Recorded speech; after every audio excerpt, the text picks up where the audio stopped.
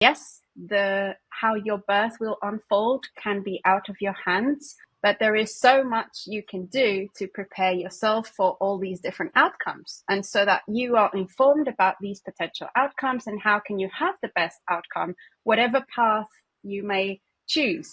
And having doulas, finding the right support, doing hypnobirth, other therapies we can talk about is really, really, really important.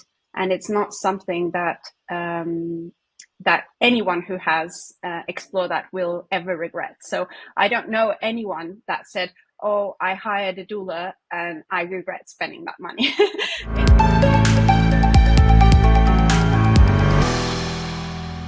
Welcome back to the podcast. I'm Tracy Donegan. Today I'm speaking with Marta, Louise and Carina in Denmark. Marta is a GentleBirth mom who shares her experiences using the program for what she calls a magical birth.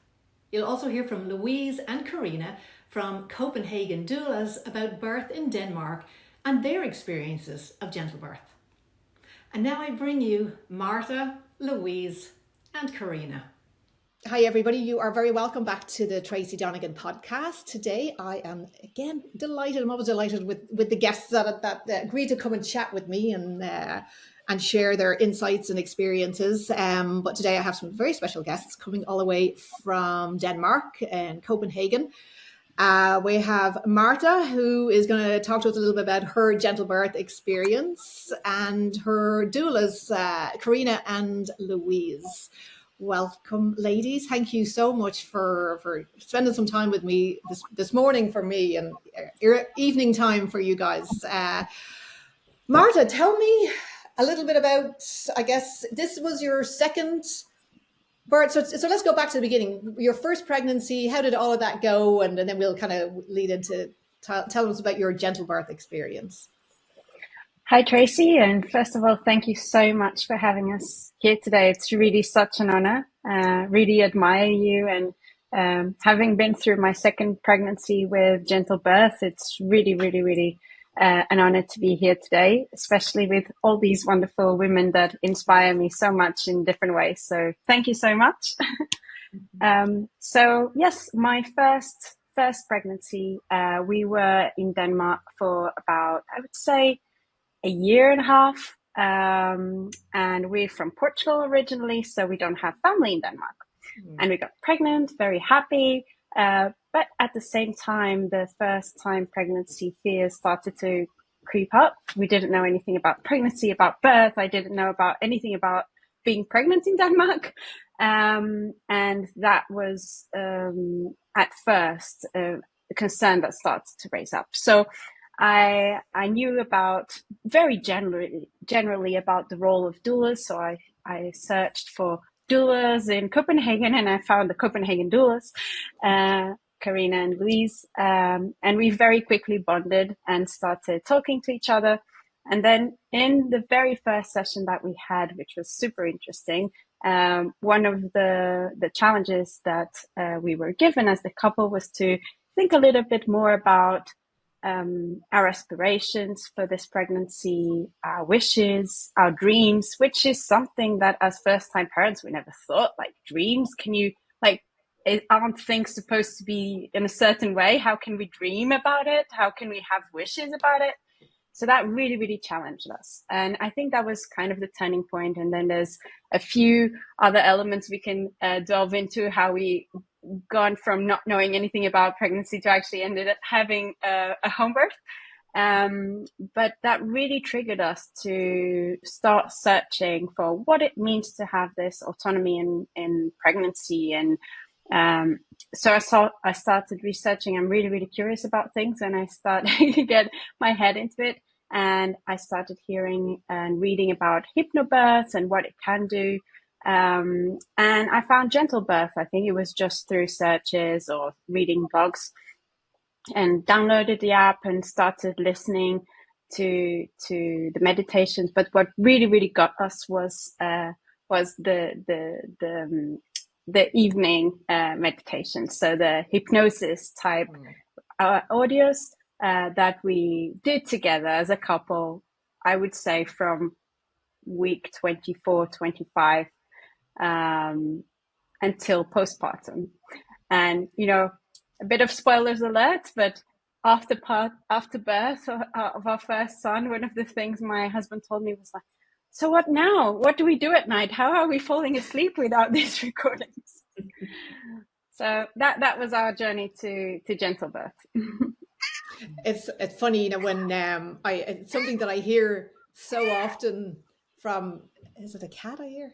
Yeah. Agreeing so often is, and it's become kind of like a running joke when, especially if I've been working with my own doula clients, and they say, and the dad's just like, oh, well, every night we go to bed with Tracy Donegan, and I'm like, okay. Again, like, well, what are we going to do now? Like, just, there's other meditations you can listen to as well. But so tell me, what is the, and maybe Carina or Louise, you can answer this. What is the home birth scene like in Denmark? Is it easy to avail of if somebody decides they want a home birth, and who gets to make that decision? Are you fully autonomous, or do you have to go through an approval process like you do in some countries and have an obstetrician sign off?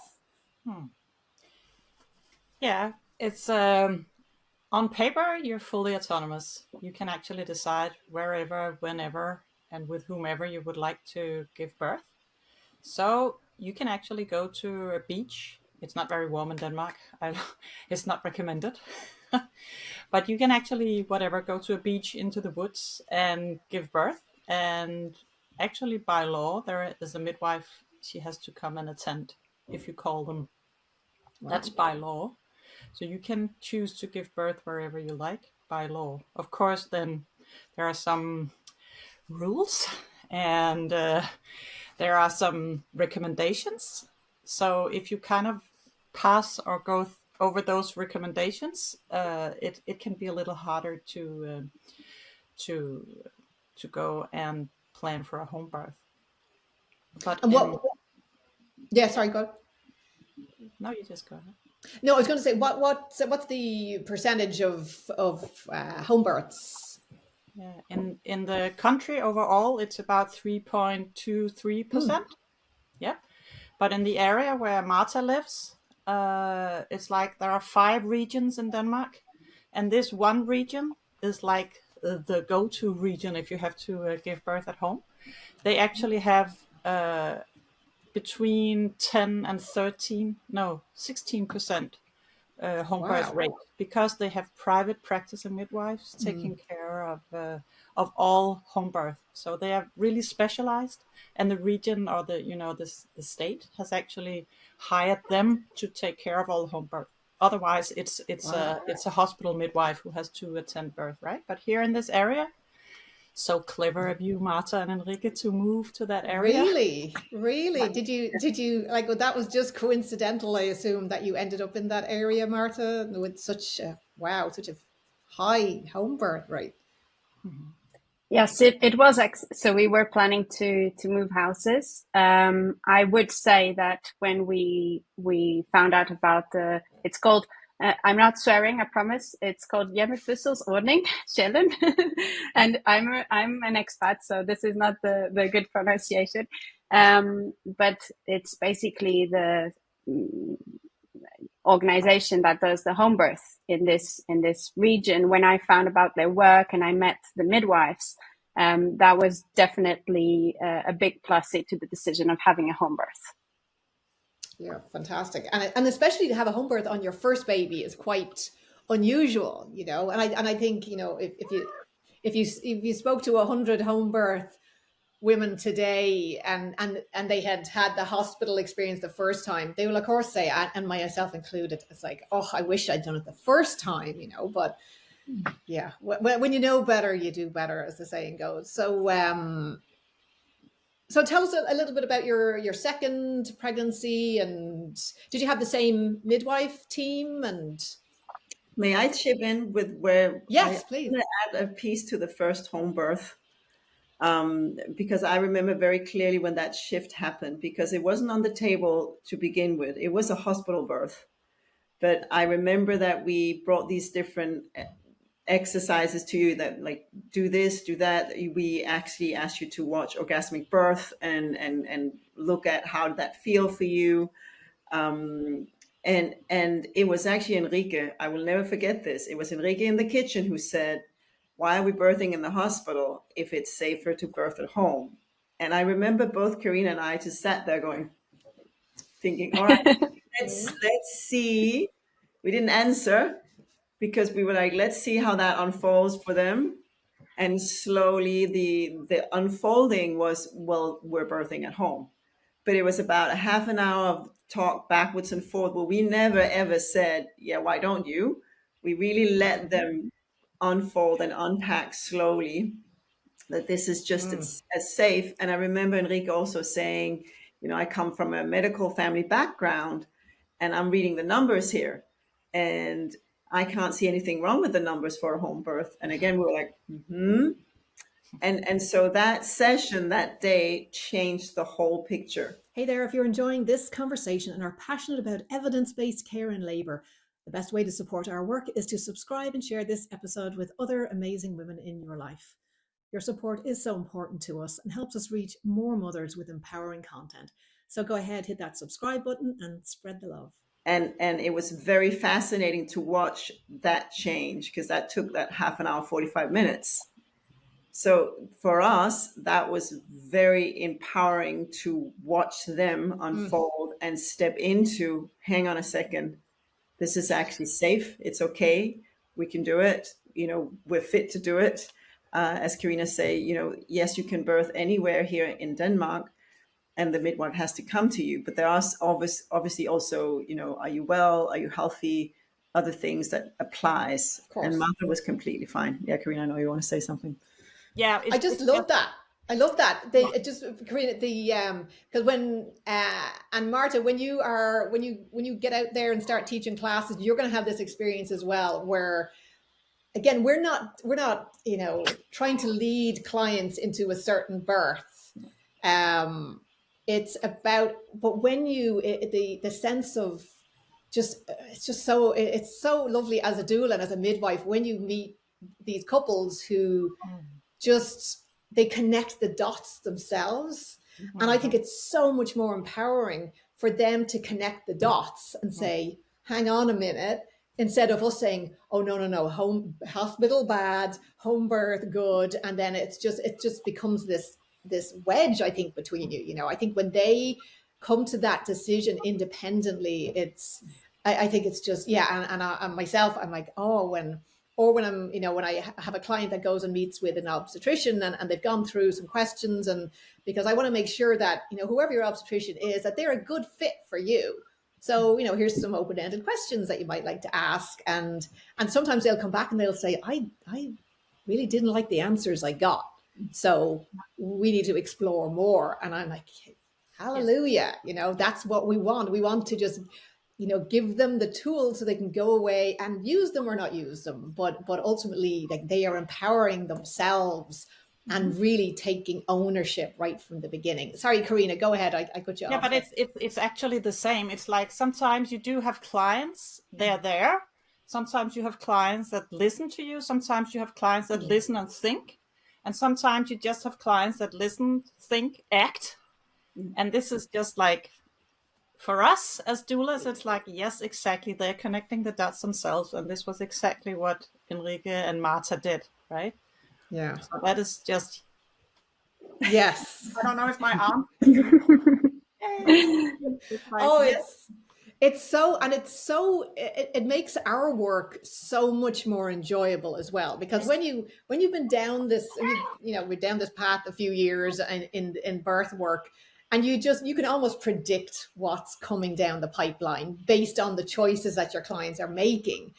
And so you can see like where it diverges to, they could be in such a different place and be so much more empowered, and then but we see other decisions being made, and for us it's about we step back and we support them in their decisions, even though some of those decisions would not be what we would make for ourselves, and we know what the evidence is, and but it is such a lovely part of our work when when we see, you know, families just connect those dots Yes. and It's so nice realize to how be, much power they have. yeah, spreading the breadcrumbs, and they just pick every crumb up. So thank Yeah. you, Marta. But That was I have to say, and I know many women or pregnant women or who had babies who did not go that way. So they did not seek information beforehand. I actually, this was something that made me slightly upset this morning, and then I let go. But I saw someone popular on Instagram, whatever, publishing something about, she had apparently a very poor experience with her birth, and someone asked her, you know, what would you do? I'm 32 weeks pregnant. What should I do? And this person answered, you know, you can't control what's coming ahead. Just trust the medical team, and you know, it will be what it will be. And that made me really upset, because I think we need to tell more women that this is not the case. Yes, the how your birth will unfold can be out of your hands, but there is so much you can do to prepare yourself for all these different outcomes, and so that you are informed about these potential outcomes and how can you have the best outcome, whatever path you may choose. And having doulas, finding the right support, doing hypnobirth, other therapies we can talk about, is really, really, really important. And it's not something that that anyone who has explored that will ever regret. So I don't know anyone that said, "Oh, I hired a doula and I regret spending that money." It's totally not the case. In fact, it's quite the opposite. People sometimes get bitter by having a poor birth experience because they wish they've known better, or they had someone to advocate for them, or someone that would guide them, either on the day or before. So I think that's also super important for mums out there. If someone's listening who's pregnant, who's considering what to do, I would say prepare yourself, really read as much as possible. Don't be afraid of birth. It's nothing scary about it. Quite the opposite. It's amazing. And there are lots of very sad stories or scary stories out there. Don't listen to them because that won't do you any good. Listen to the good ones because they can be inspiring. But don't be afraid of knowing more about birth, because that would just equip you like you would prepare for any other event in your life.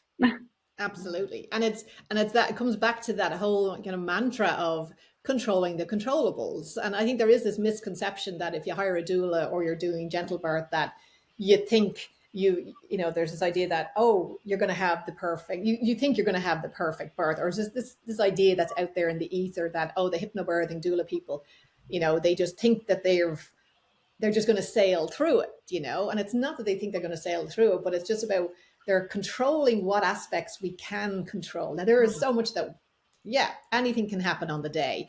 But if being in that state of uncertainty, because a brain does not like uncertainty, so it will look for other coping mechanisms. And a lot of the time, the coping mechanism is denial. And it's like, I'm not even going there. And then you get a call at 38 weeks from somebody saying, hey, I've done no prep.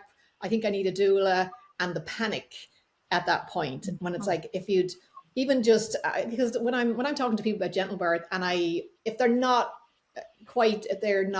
into meditation, or I say, just try it for a week, just for this, use it at nighttime, going to bed, just help you sleep, you know, especially if they're getting to that point where they're up and down a couple of times and trying to get back to sleep. And it's usually that aspect of, oh, wow, I'm sleeping better, so I feel better in myself, so I feel like I have more coping mechanisms now as well, so I'm going to continue on with my gentle birth, you know. But I always come at it from an angle of, it's not about, you know, you're going to be able to control every aspect of it. There is a lot, you know, as you learn, you know, in meditation, that we have to let go of and detach from. And when we're really attached to an outcome, as doulas, or as, you know, midwives even, or the parents are attached to an outcome, and that outcome does not happen in the way they expected, that can be a huge disappointment for them. So, you know, the setting that expectation of, yeah, there's a lot we have no control over on the day, but the things we do have control over, we're going to stack the odds in our favor as much as possible of this going really well, no matter how baby arrives, that we can feel empowered, even if it's like, in someone's idea of worst case scenario was, I really didn't want to have a cesarean.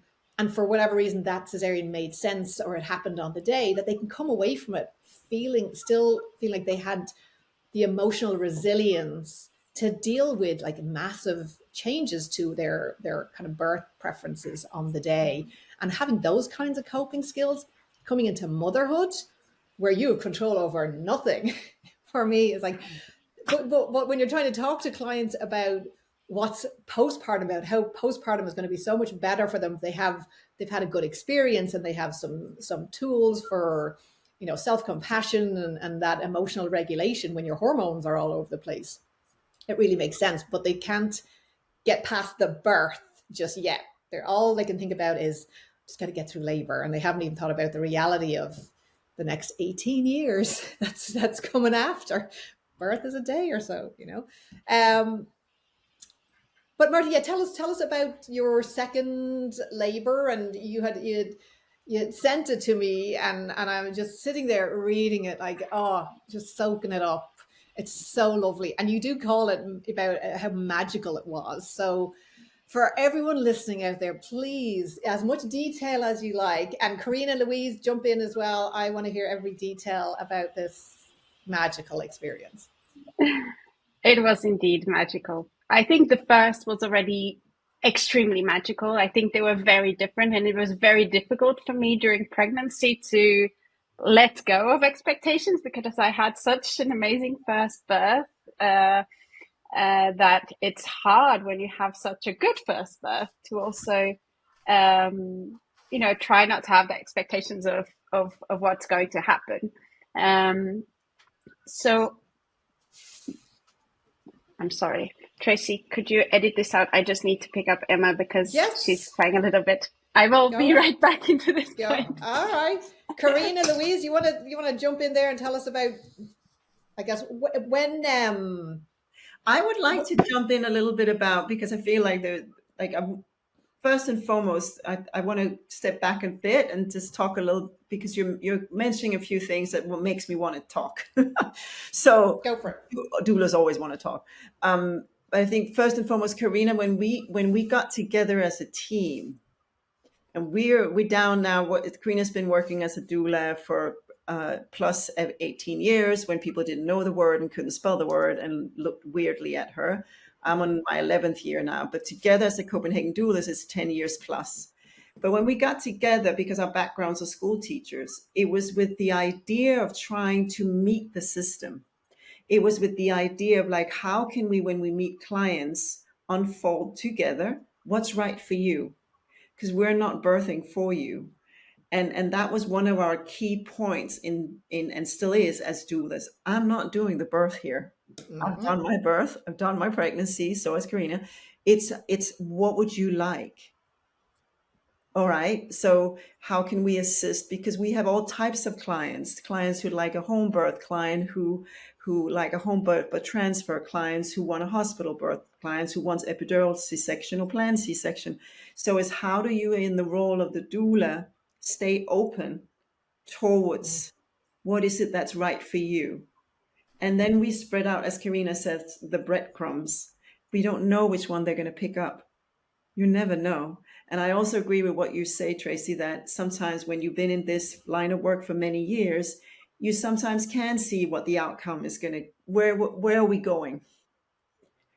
But I still to this day try to stay naive a little bit about it. When I get that, okay, I can see where this is going. I'm like, nope, hang on a second. You don't know yet. You don't know yet until baby says, I want to come in, meet the world. Then I might be able to predict a few things. But in the pregnancy, I just don't know where things will go. When that birth unfolds, I still think as a doulas, it is our role to stay with what is right for you, because sometimes it takes a turn, that birth. And that's where the doula is so important, because it's unfolding when it takes a turn to what's not so what we planned for or wished for, or where the coping strategy are giving up. That's where we can step in and be that voice or helping hand towards the father, the mother, the baby, and translate what is actually happening now. And that's where I see the magical effect of the doula unfolding even more, because you just don't know what's going to happen when you're in that, like when it all kicks in. Yeah, it is that comes back to that idea of how we hold space. Yes. For what we hold, that we're that hold that space so that so whatever is going to unfold will unfold, and that we're witnesses to it, but we're witnesses that are also facilitators and communicators. And it is, I really do love, I mean, I love midwifery, but I really do love the doula work, because in midwifery, especially if you're working within the system, you want to give all of the care to the women. You want to give the emotional support and the clinical care, but again, sometimes you just can't be all things in that moment. Or that woman really needs the emotional support. Then clinical care has to go by the wayside. But when you're a doula, that's where we shine, really, that we can step into that nurturing space where that woman might not have that if she didn't have that doula with her. Marta, are you okay? Yes. Oh, good. Where's the baby? Did you bring the baby back with you? I brought the baby, but Dad was finished, so he took over. Lovely. All right, let's go back then again to where were we with your second pregnancy. And so, and this is something that comes up a lot, and you might have some insights to share. So it's quite easy to do your hypno preparation on your first baby, because you're got a lot of not a lot of free time, but you do have more time than you do when you have a toddler running around. How did you fit in your practice for the second baby? Or were you doing like bedtime practice? Because I know there's lots of women who will be listening in saying, it was so easy the first time around, but now I have a toddler and I'm working full time. How do you do it? So how did you do it? That's a really good point, because I do remember my first pregnancy walking around the kitchen and just repeating all the mantras I was hearing in the audios, and doing all because for those who don't know GentleBirth, every day you have a suggestion of, I think, 4 or 5 different recordings you can listen. Some are maybe a meditation. You have the hypnosis audio for the evening, but you also have some affirmations or different exercises you can do every day. So first pregnancy, every day was tick, tick, tick, tick, doing them all throughout the day, spaced out, amazing. Second time around, things are not like that. Also, I was back to work. I actually had a very, very rough first and half second trimester. This time around, I really suffered with mental health and stress at work while being pregnant, having a toddler. So it was very, very difficult period for me. And fitting in routines was very difficult, because I didn't have any bandwidth in my mind for that. So I think I restarted the program, so to say, more or less at the same time I did in the first pregnancy, around between week 20-ish. Mostly the hypnosis at night, but I did fit in the meditations, because that is one of the practices that really has helped me heal in general. So I found it super, super important for myself. It was one of the things that really helped me also prioritize myself during the pregnancy and my mental health for healing. Some of the affirmations are, and because you listen to them so many times throughout your pregnancy, they really stick to the top of your brain, and you just keep saying them to other people, and you're like, oh, I'm just repeating what I hear, and this is so important. And I really wanted to make sure I had that. It's interesting when oftentimes moms will say to me, like they bumped into somebody in the supermarket who commented on their size or whatever, and she said, like, before I could even think, the words came out of my mouth, my baby is the perfect size for my body. And they're like, oh, okay. That's my GentleBirth in the supermarket, Yes. But it is absolutely a very different experience second time around. But I mean, like the fact that you were able to recognize that the meditation, even with everything going on, the meditations, even because they're so short as well, just it's those times when we are challenge that we need. The meditation practice is more important than ever. Or at least, taking a moment out of the day just to breathe and step back and kind of look at the bigger picture. But it is, it's not easy the second time around, and you also, it sounds like, had additional challenges on top of that to manage as well. So tell us then about getting kind of closer to your guest date. Is there anything that you did differently for the second, preparing for your second birth? Yes. So I think one thing maybe important to give some context is that I mentioned my first birth was absolutely amazing. The birth that I could never dream about. However, after birth, so around 2 hours after birth, about an hour, and maybe times may be wrong here. I think it was about an hour after placenta was born. I started having a hemorrhage. This was from my first baby. I was still in the water, magical moments with my baby, and I started having a very sharp pain, really, really, really intense. And I remember telling the midwife, "Hey, Simone, it really, really hurts down there." Just like, "I know, dear, you just had a baby." And I was like, "No, it really, really hurts." It was very different. And I was trying to understand because I was full of hormones and there was so much love going on. And I was really trying to understand, is this something I'm making up? But I was like, no, it's really doesn't feel right. And later, Simone, the midwife, said she did see a change in my eyes at that moment. And that's when she knew something's going on, because she didn't see fear in me all the way during birth until that moment. And that's when she was like, something is going on. So we got out of the water, and then she checked, and I actually had a hematoma in my vulva, in my labia. So it was basically swelling. It felt like I had a huge potato, and she like squeezed in it, the blood came out, but it immediately filled up. So she realized immediately that we had to go to hospital.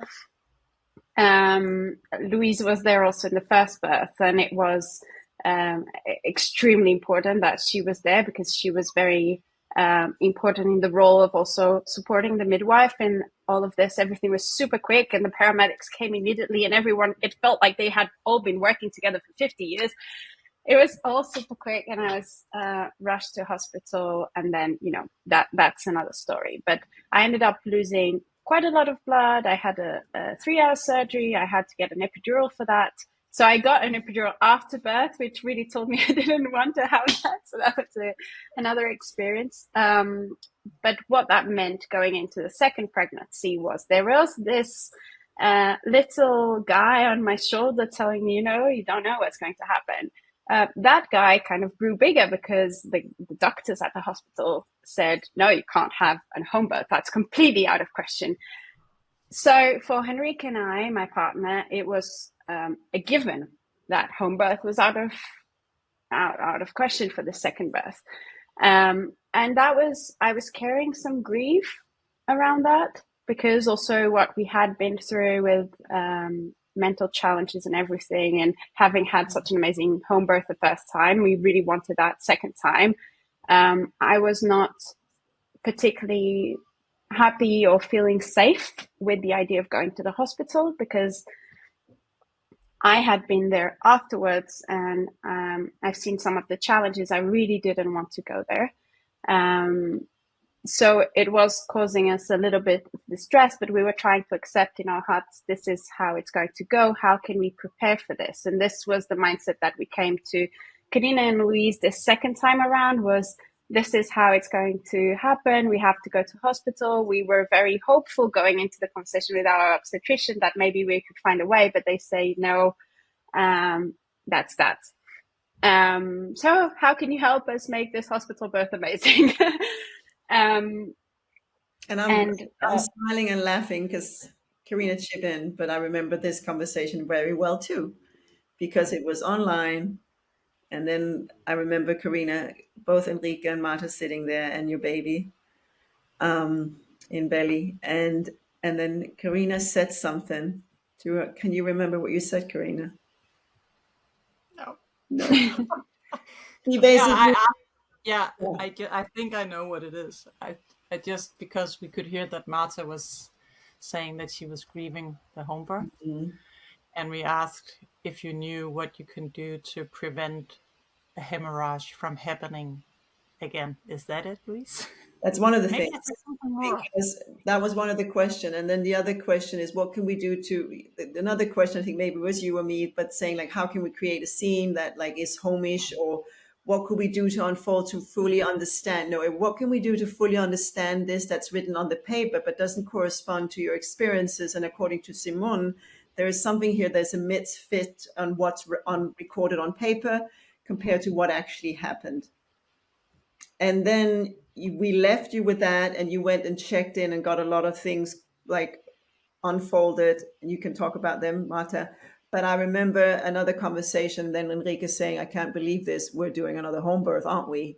And again, we sat back, we didn't say anything, we watched them and just waited, and they were like, yes, we are. And we're like, because, yeah, you chip in, Marta, because of the postpartum, what happened during the first birth, I don't think a lot of couples would have chosen to go with the home birth the second time, but they did, and your baby did. And I have to say that it was, and I think it's very important for couples to talk and Yeah. to really be mindful of each other, because I was grieving the home birth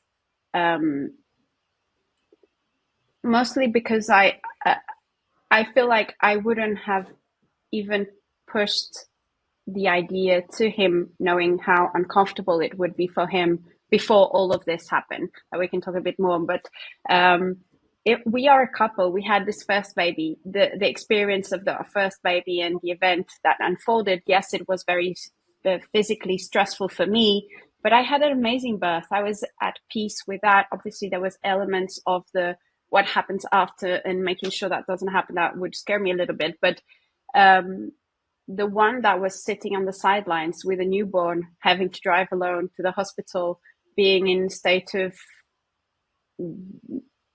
terrified by having his baby skin to skin and not knowing what was happening with his wife, was him. And I was not going to bring the home birth when the doctors were saying no. We explored that together.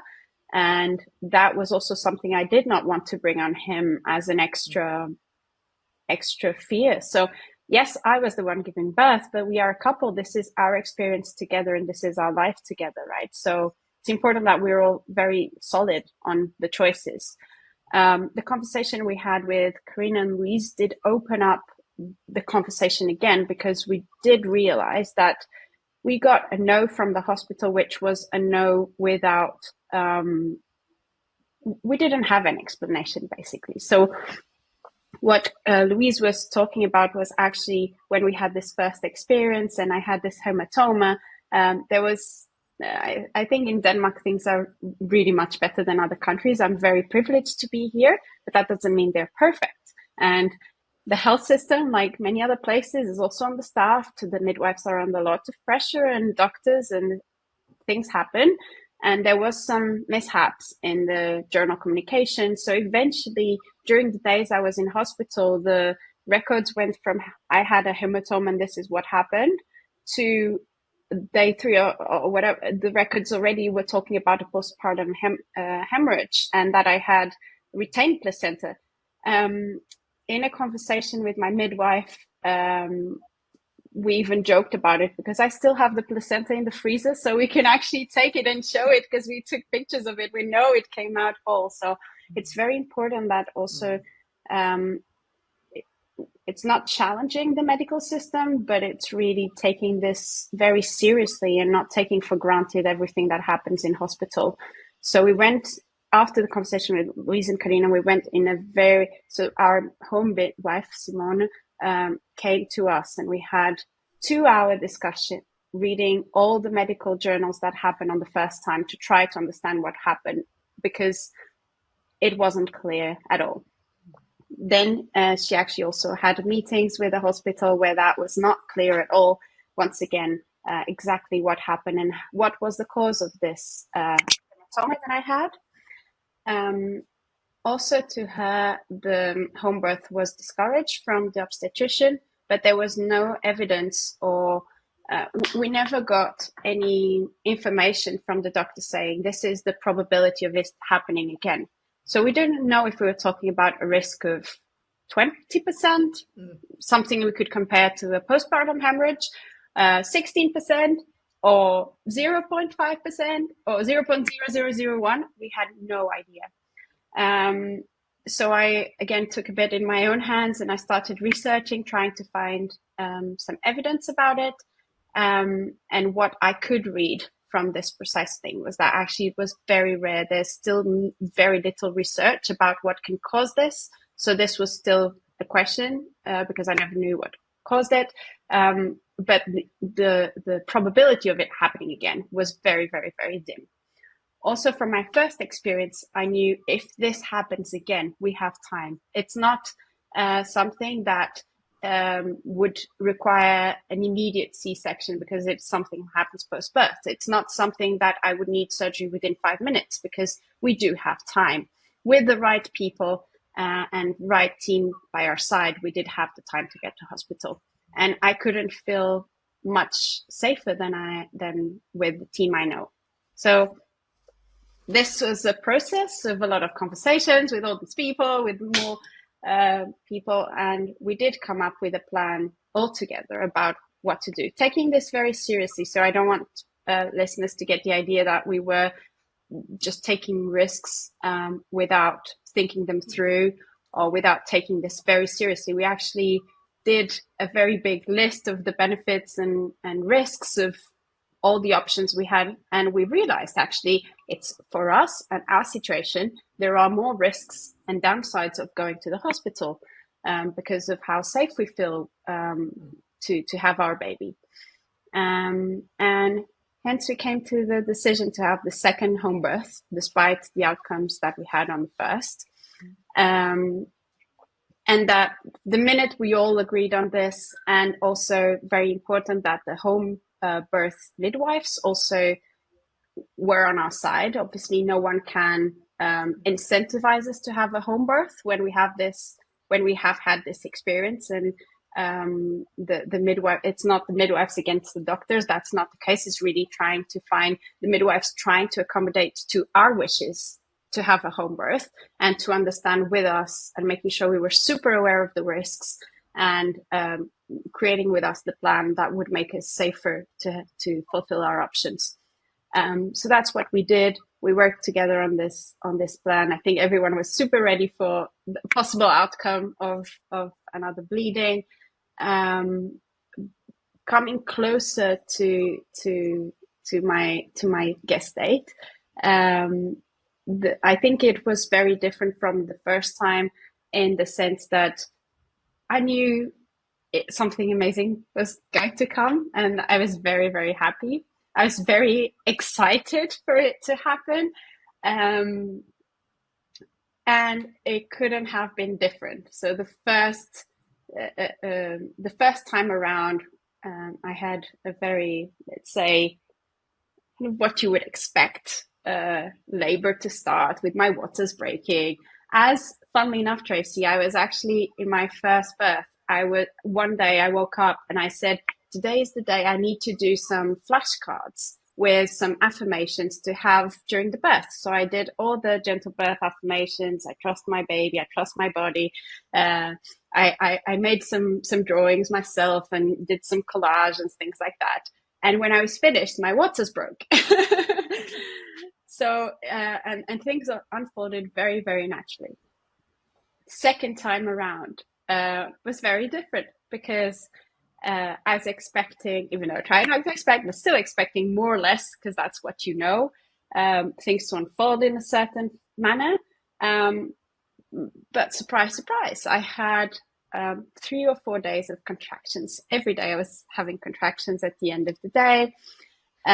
So they would come, they would grow in crescendo.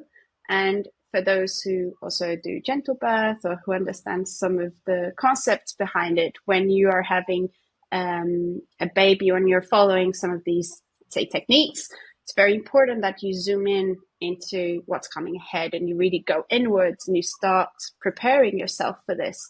So it was very hard for me because every day I didn't know if this was the day I had to go through that process. And somehow I started doing that and then they would fade away. And that was a bit frustrating.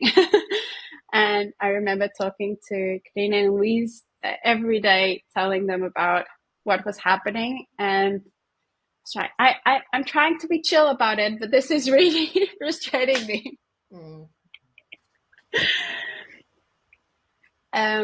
So this happened over a few days. And then on a Friday, I was actually sleeping that day. I didn't have those contractions in the evening. But I woke up around 1:30 in the morning and I started feeling them. And somehow I felt, okay, this is actually different. This is something that may go somewhere. And I was so happy because actually my partner was sleeping with our toddler. So I was by myself in the bedroom. And I was so happy because I had the chance to be by myself with my headphones, listening to the music that I really needed for that moment. And I did that for a few hours, I think 3 hours. I was just myself, just cruising through the surges as they were coming. And by 4:00, I could feel that the baby was very far down, but there was a problem in the mathematics of all this, which was they were still very much further apart. So I was like, this doesn't make sense with what I know. They need to be closer so I can know what's happening and I can call people. But I was like, but she's very down. This doesn't make sense. So I woke up Enrique and I said, hey, can you please because we had a plan of taking our baby to a friend who is going to look after him. It's like, I think it's good that you take him over now. Because I feel this is really developing and then we can have the time for ourselves before and prepare everything. So that happened. And he was like, oh, okay, what do I do? I was like, chill, we really have time. I felt, and that was what was different, I think, from the first time everything was so intuitive. It felt like without having a clock, I knew the time. I can't really explain. But so we enjoyed ourselves. We had breakfast. We prepared the living room. And then when I felt it was more appropriate to actually wake up people, I sent a message to Louise. I knew she was the one on call. And I said, hey, Louise, please come, but take time. We also talked to the midwife. It was Sarah this time. So it wasn't the same midwife as first time. Because they also work in pairs. So we had Sarah this time and I knew she was the one on call. So I called her. She's like, oh, okay, do I have time for breakfast? I was like, yes, you have time. And my body really knew the time. I know she lives 40 minutes away, but I knew that was fine. You can have a shower, have breakfast and come at your own time. It's all good. We're having a party here. I remember everything was super fluid. One of the things I did talk to Sarah on the phone was, Sarah, I'm really sorry for waking you up. I know this may be nothing because the contractions are still 15 minutes apart and it doesn't make sense, but she's really down. And we were very much in doubt. I didn't want her to come all the way for nothing, so to say. But I was like, but I think you need to come. So she came. And when she came, I think it was maybe 8 or 9, around that time. I was already 7 centimeters dilated, and I was literally just making coffee and dancing. Contractions were very strong, very intense. We had music. We had the bathtub was already set up, and it really felt like we were having a party. It was during the day, which was very different than my first time was during the nights, and it was a very warm day. So it really felt like a summer party was happening. And all these people came. So we had Sarah came with Rebecca, who's a student midwife who also had been through some of the antenatal checkups. And then we had Louise. Also, our friend Freya came around, a close friend who also had a home birth, and mentioned to me it was her biggest dream in life to watch a birth. And she also came over. So it did feel like a party with all these women and Henrique. And I think contractions continue to stay very far apart for a while. And that's when the midwife explained, nothing is always by the book. This is not how it goes. And it just means you have effective contractions. So when they come, they're doing their job, but then, yeah. And then we continued the dancing through the music. I went in the water. The water was very warm because it was such a warm day. So we got some cool water and very nice pressure and very good support from Louise.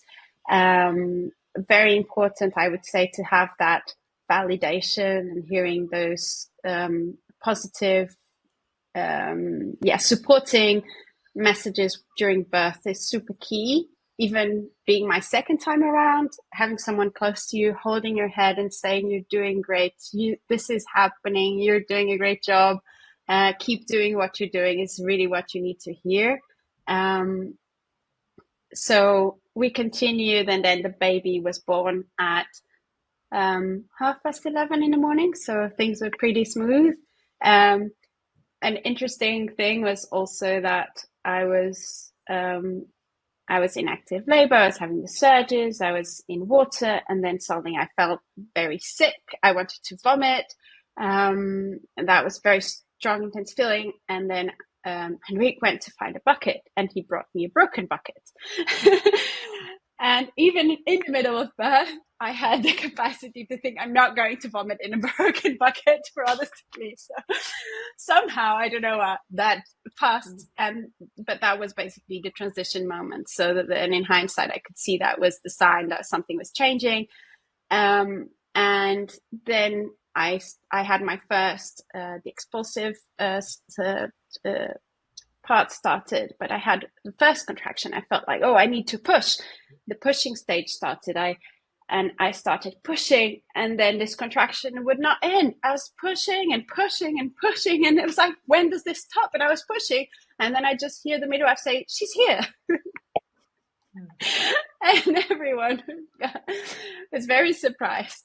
There's a picture of that moment. Henrique was waving a fan at me because it was so hot, and his face is like, what? She's here? What do you mean? I think everyone was expecting to have like 15 minutes of the pushing stage or something like that, not to have a one very long surge and the baby to come. But that's how she decided to come. So she was born in the water as well. She was born to the sound of Bob Marley, just like her brother. And we had a very generic playlist with lots of different styles. So that was also a funny coincidence. And everything was super fine. After a while, placenta was also born without any complications. And most importantly, an hour after birth, I stood up and I was like, okay, what's happening? And started shivering. And during my antenatal, we have a home birth group with other women where the midwives prepare us for birth. Also, there was one person in our group. It was her first time having a baby. So the explanation, just like in a preparation class.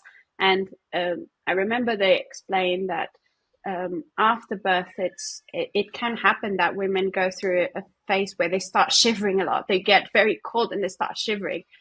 And when I heard that in that class, so to say, I was very confused because I didn't have that in the first birth because everything unfolded in a different way. There was no shivering. There was none of that. And after a while, my second birth, I started shivering. And that's when Henrique and I think we got very emotional because I told him about it. And when we felt the shivering, it's crazy how sometimes small details can be so important for couples. And that moment was so emotional for us. Obviously, everything else was. But the shivering postpartum was a remarkable moment because we're like, we made it through birth. We're safe. We're all safe in our home. in the company of all these amazing people. I'm walking around, I'm going to the toilet. It was just undescribable feeling of love and happiness and wonder. And yeah, so very, very happy. I think I only lost about 200 mils during birth, which is nothing. And I had absolutely no complications. And I had an amazing postpartum physically afterwards, which was very, very different from first time around. So I was so happy with our decision to go through. And I don't want to make it light, because the decision to quote unquote go against hospital recommendations is something that's very hard to take as a couple. You have to sign a paper that says all the risks, and that includes something like risk of morbidity. And it's very hard for someone to sign something like that and to be assured that this is the right decision for them. And I'm really, really happy.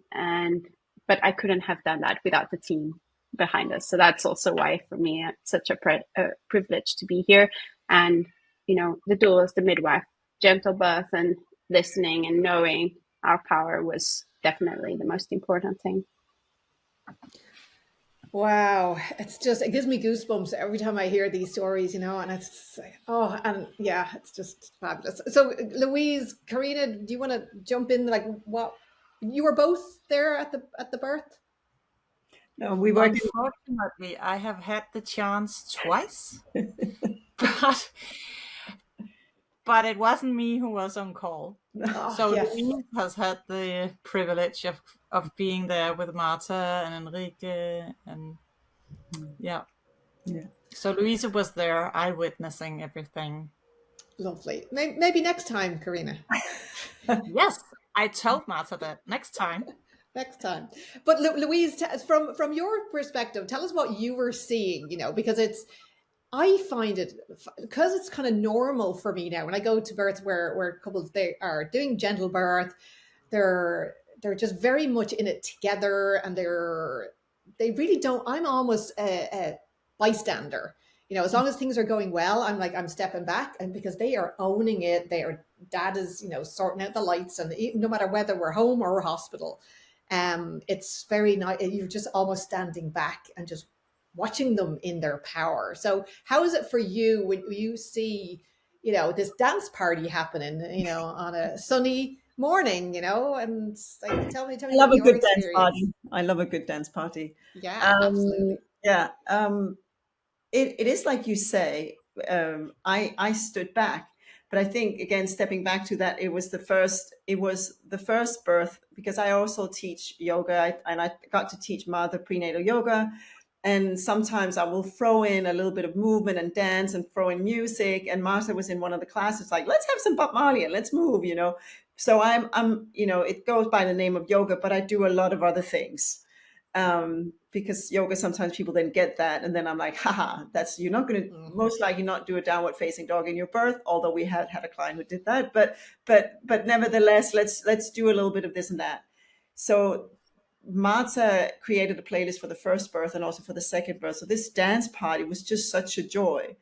And I arrived on the second birth with, from Robin Lim, Bhumi Sehat, I have this big, beautiful sheet with the birth goddess. And I arrived in sort of dancing myself and just holding that up and put it over the birth top. So Martha could just sort of see the colors.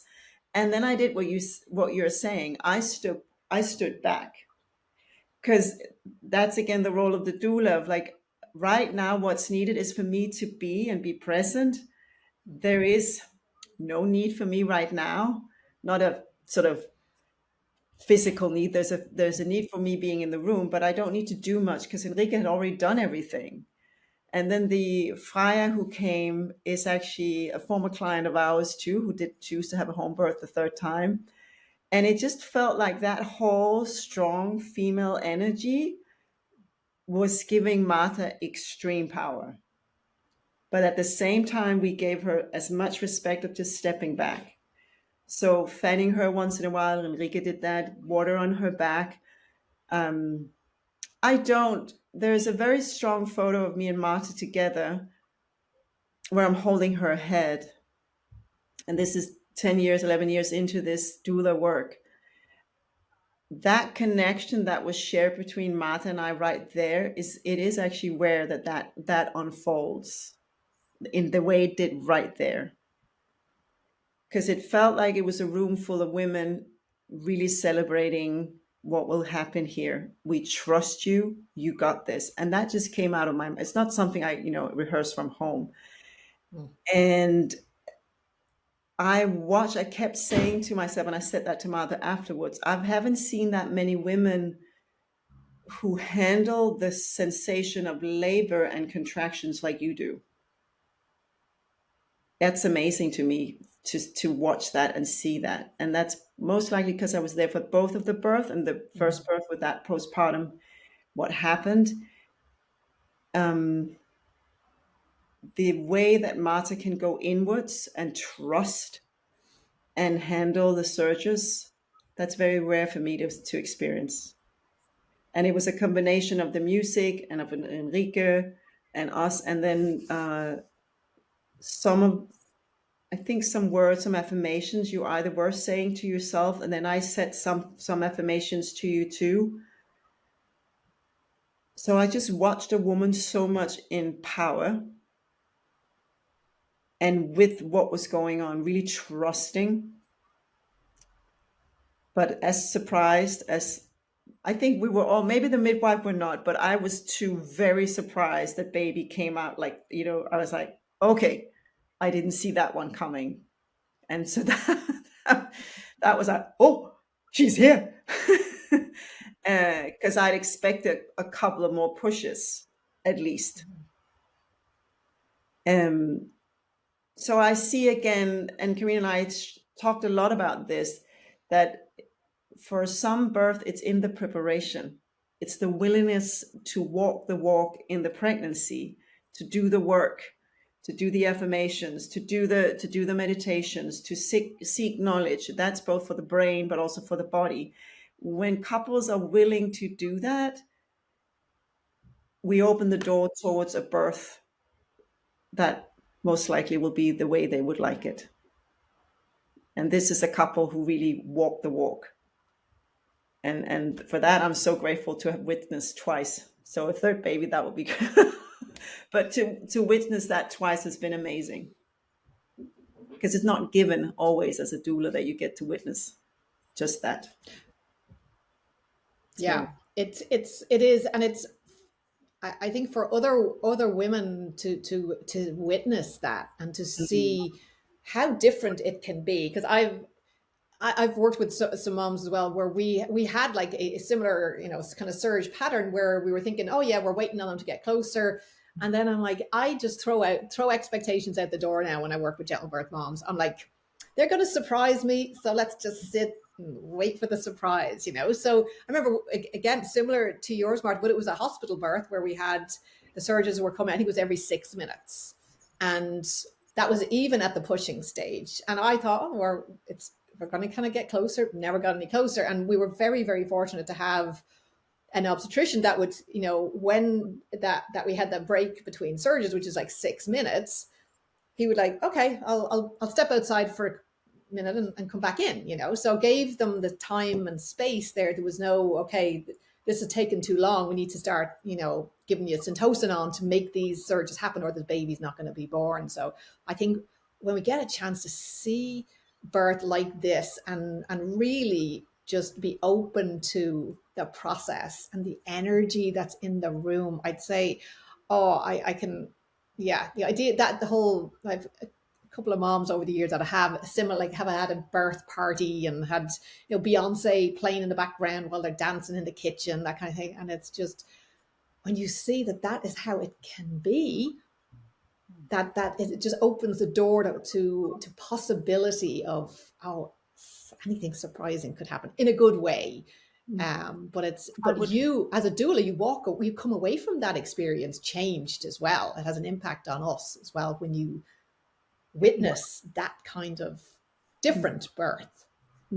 Yeah. I would love birth like this to be broadcasted or in high schools, because this would be the absolutely best time, in my opinion, actually. It would be really nice that these youngsters, they're not afraid at this point as much because they're not carrying a baby. There is not as much at stake for them. So being exposed to like what is possible can set the tone for when they get pregnant 10, 15 years later. That would be absolutely wonderful. So Marta, you have to give birth the third time so that we can so that we can record it and share it, okay? That would be really I, lovely. I think Henrik is not on the same page, but No, maybe I we can also know. have a conversation about You have to that. massage Enrique a bit, but not in a hurry, but just Or yeah. let's But let's it would get be really wonderful because I think that, yeah, as Louise also says, and Marta and Enrique have done, it's the preparation part that is just so amazingly important. So it would be really lovely for others to witness this, that this is how it could be. We're so fed up in medias and everything about what does birth like. If we ask when we have classes, and we have start the first time and we ask in the class, what does birth like, they're always the women who have investigated a bit. They know about that it can look differently, but very often the husbands or the partners, they are not aware of what it could look like. They always tell us it's some hospital, there is screaming, there is blood, she's lying there. That is like the things always spoken about. So I would love for birth like this to be spread out, not yeah. only on Instagram for the chosen ones, the doulas and the birth nerds and geeks, but also for like the young people. Yeah, maybe we should do a TikTok. Yeah, maybe you should get out into the schools and start Yes. develop a program for schools, with midwives that can go in and share, that yes, birth can look like this, the hospital, but it can also look like this. Yes. And I think it's this side that they don't know even exists, and to Yes. just plant that seed, or as you say, the breadcrumbs of could it also go like this? And we tend to focus on worst case scenario, which is, as we teach it, that negativity bias is always going to, your brain is always going to look in that direction.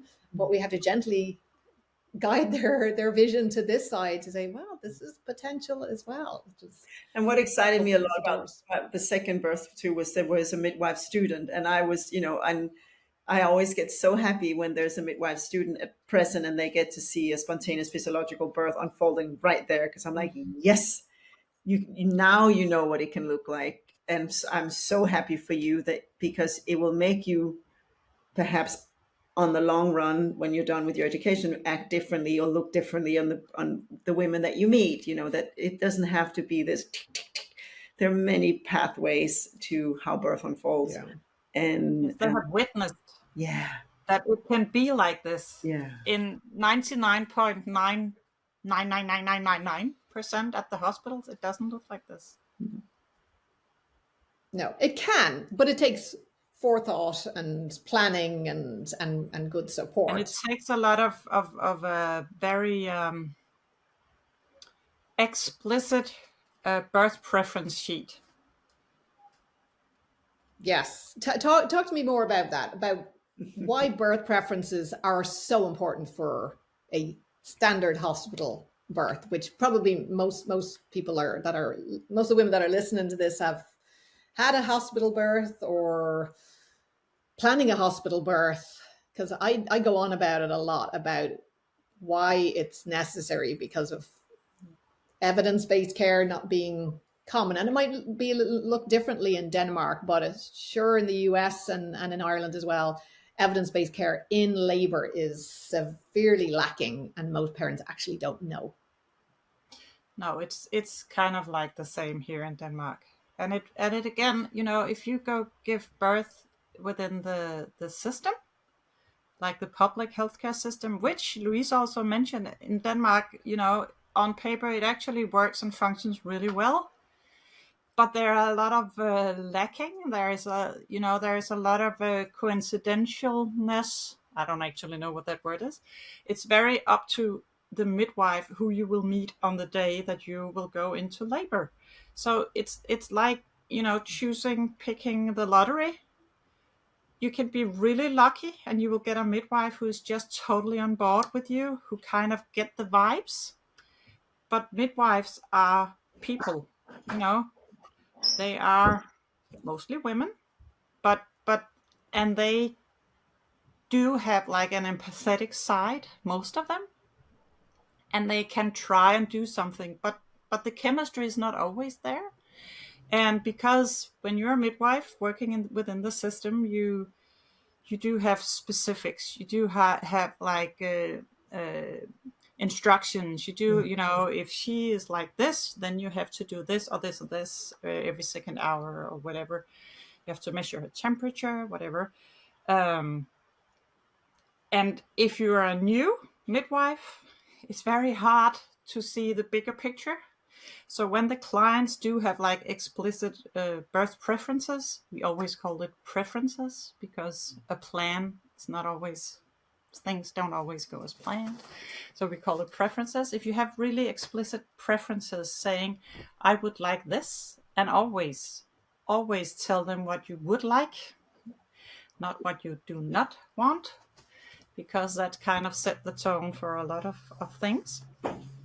So I think the most important thing, we always ask people to write down their birth preferences. And first of all, to make the couple or the birthing woman much more aware of what she actually wants for the birth of her baby. And the more that you can write that down into like words, even short phrases, it might look like a bullet point list, which is for us totally okay. Some do write letters, but it's also okay with bullet points if it's a busy day and a busy midwife who is on shift, so that she can get very shortly kind of a feeling of, okay, the vibe of, okay, this is a woman, she really wants like a spontaneous physiological birth. Then it's also much easier for the hospital to find the midwife who wants to go there. Then instead of sending like a midwife who just wants all the pathological, because that's her expertise. So it's, and again, depending on what you like, but we think it's important to write down the preferences, the wishes, so that you could be clear in your own mind, figuring out what you like, what you want, but also to help the midwife who will be there at the birth, because she will have to, read the preferences and say, because this is happening now, I know you said that you would like to go into water, but because we can see the water, the baby's water in the amniotic sac, it just broke, it's very green. We do not recommend you to go into the water. I know this is a big wish for you. When we have done this and that, and put on the extra monitoring, let's try and see if we can give you a shower, something like that. That can help her meet her preferences in a way that maybe not was 100% what she would like, but at least try to meet her. So that is, maybe you want to add something here. Definitely. It's for me, going into any hospital birth, you have to have birth preferences, but even with a home birth, you still are going to have this conversation with your midwife about, and it's a different conversation because you have a relationship with your midwife, whereas the midwife you meet on the day, and I mean, I have to say, like, midwives have such a tough, they're caught between a rock and a hard place. So your midwifery training, like my midwifery training, was focused on evidence-based care and follow the evidence and gold standards. And then I'm sent out to the hospital, and none of that. Where is the evidence-based practice?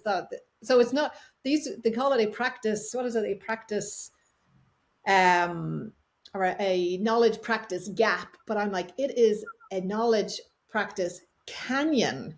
We're not talking about a little thing here, like even just around monitoring that. So who you meet on the day. And I know there are, as you mentioned, like there are brilliant midwives out there who love, like would see Marta come in and go, oh yes, I get to do midwifery today.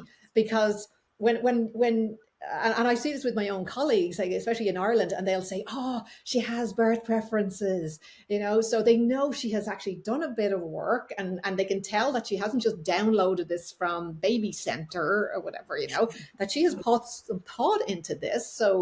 So, and then the midwives know that, okay, so even though the policy here says I have to put the monitor on you the minute you walk in the door, Mom has said she prefers intermittent monitoring. So that's what we're going to do, and it's just, it gives midwives the freedom to practice midwifery, which of course, and I don't know what you're seeing in Denmark, but in Ireland and the US, well, especially after COVID, we've got like significant burnout and midwives leaving the system and just leaving because it's with a high level of inductions and it just feels like we're heading towards pathology, almost pathologizing pregnancy in every opportunity that we can. So, but having those birth preferences and we'll have to chat again, because I've actually kind of leaning away from birth preferences these days and more towards a birth plan or birth directives, because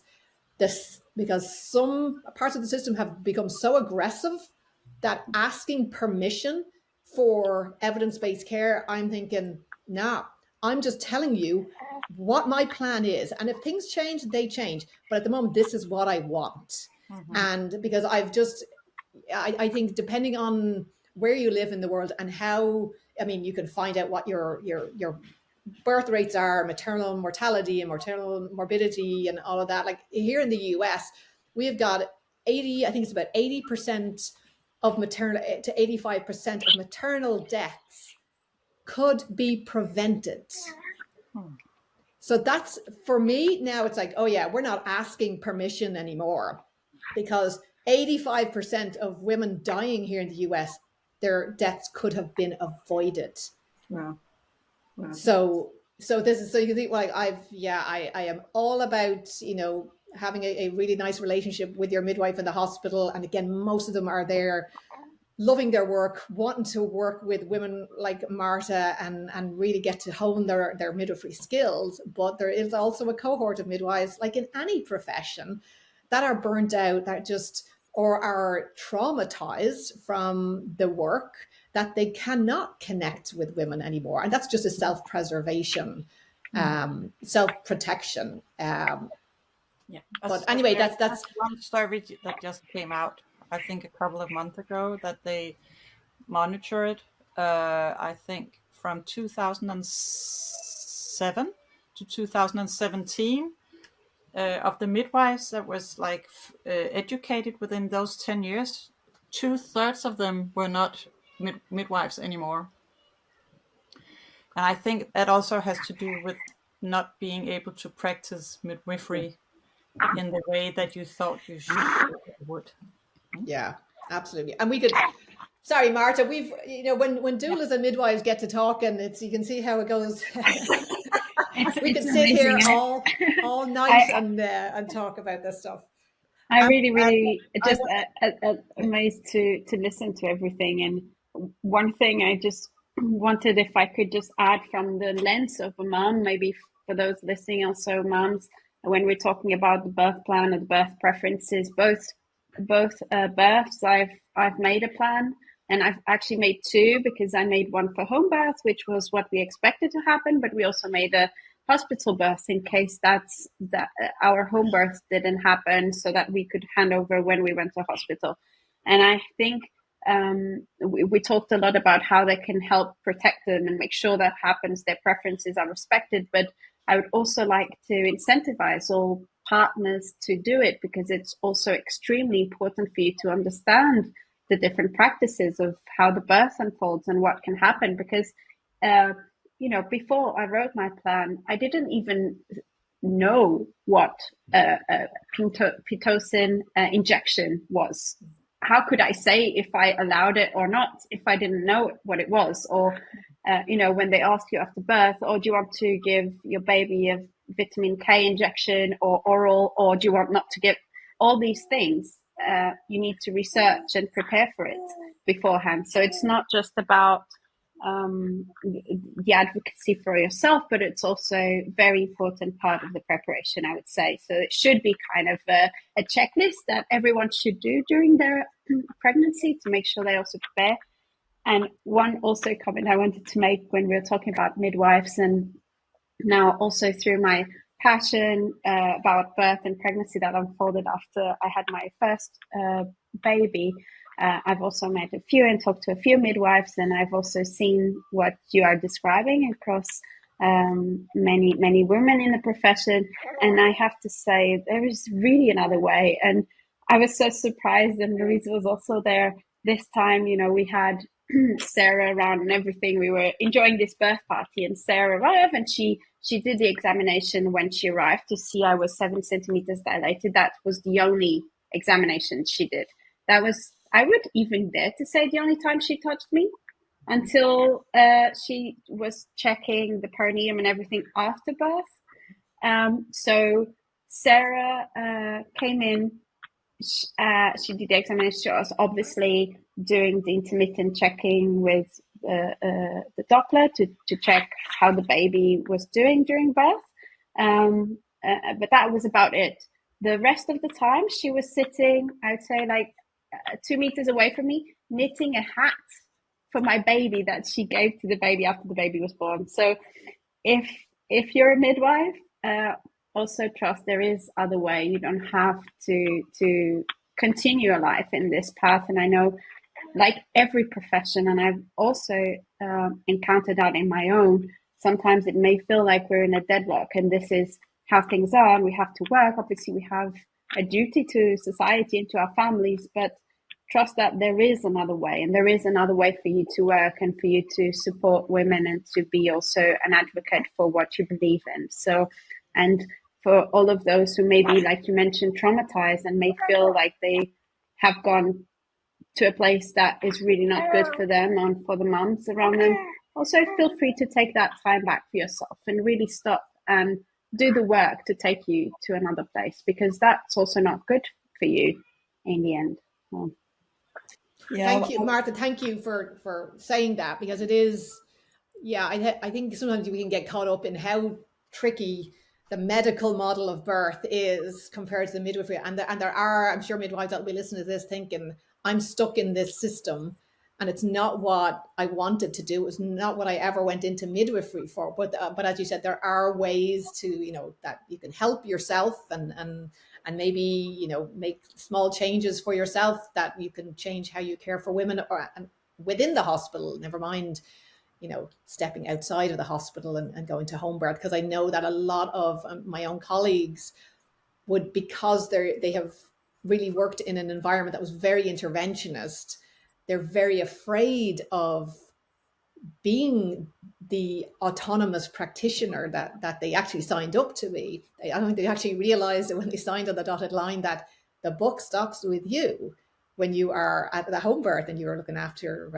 these moms and babies. And that's a responsibility I think they've lost sight of, and there's so much fear around birth, and they've just become so institutionalized seeing what's happening that it's a big transition to come from hospital to go to home birth. But I think if you're a midwife out there and you've never seen a home birth and you've never even considered home birth midwifery practice, if you get the opportunity, or if you're an obstetrician and you get an opportunity to go to a home birth, it's life-changing.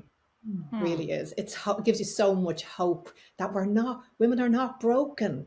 It feels like that's all we hear, like they're all broken, and then you see, and you know, or I can just imagine, you know, Martha's experiences, because and I've seen enough of them to know there is so much hope. We just like how do we get this hope into other women's hearts? You know, that's kind of what we're trying to do. But Marta, now you have started the instructor training to become a GentleBirth instructor. How are you enjoying I guess, being on the other side a little bit of you're only, did you say you're 8 weeks postpartum? Yeah, 9 weeks right now. Yes. 9 weeks postpartum and starting GentleBirth instructor training. Well, that's a lot to take on, but yeah, how are you enjoying kind of the other side of the practice, really? Yes, so like I was mentioning before, I'm extremely curious. So one of the things I've started the course even when I was pregnant, so that's when I signed up.